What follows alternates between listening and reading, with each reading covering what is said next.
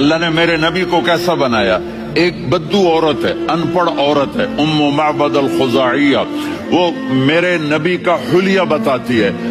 آپ کو ترجمہ کر کے سناؤں گا.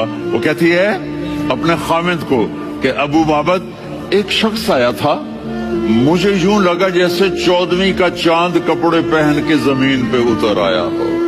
سبحان اللہ، کیا کہے، انتہائی خوبصورت، انتہائی حسین و جمیل، پیٹ نکلوا نہیں کہ بدصورت ہو جائے.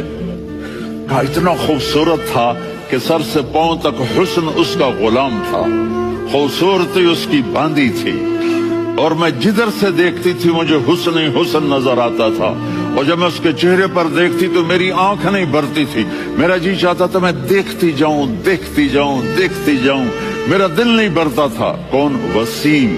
وسیم اسے کہتے ہیں جس کو دیکھنے سے دل نہ بھرے.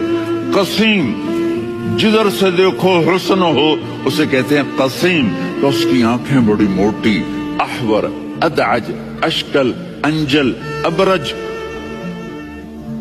اہدب، یہ سب میرے نبی کی آنکھوں کی تعریف ہے. ان 5-6 الفاظ کا ایک مطلب ہے کہ اللہ نے کائنات میں ایسی حسین آنکھ کسی کی بنائی نہیں تھی.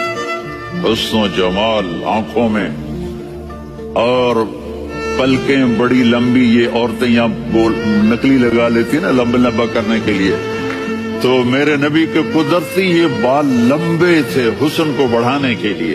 داڑھی بڑی خوبصورت تھی. زبان میں، آواز میں جادو تھا، آواز میں کشش تھی، آواز میں ایک ایسا دل کھنچتا تھا. گردن لمبی تھی، سر سے پاؤں تک حسن و جمال تھا. جب وہ بولتے تھے نور چھا جاتا تھا، جب وہ خاموش ہوتے تھے وقار چھا جاتا تھا.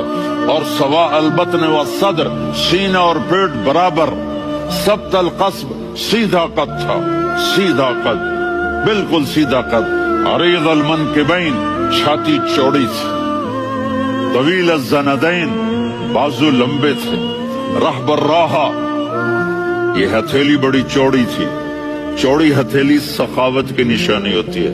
رحب مسیح القدمین، پاؤں اتنے نرم تھے لگتا تھا اس پر تیل لگا ہوا ہے، اور پانی اس سے یوں نیچے چلا جاتا تھا. اور یمشی تکفین، کندھے جھکا کے چلتے تھے. اللہ، یہاں 4 آدمی سلام کریں تو آدمی یوں ہو جاتا ہے. اور میرے نبی کو فرشتے سلام کر رہے ہیں اور آپ یوں چلتے تھے، ایسے چلتے، تھوڑے سے کندھے جھکا کے چلتے تھے. ایسے آپ کبھی نہیں چلے.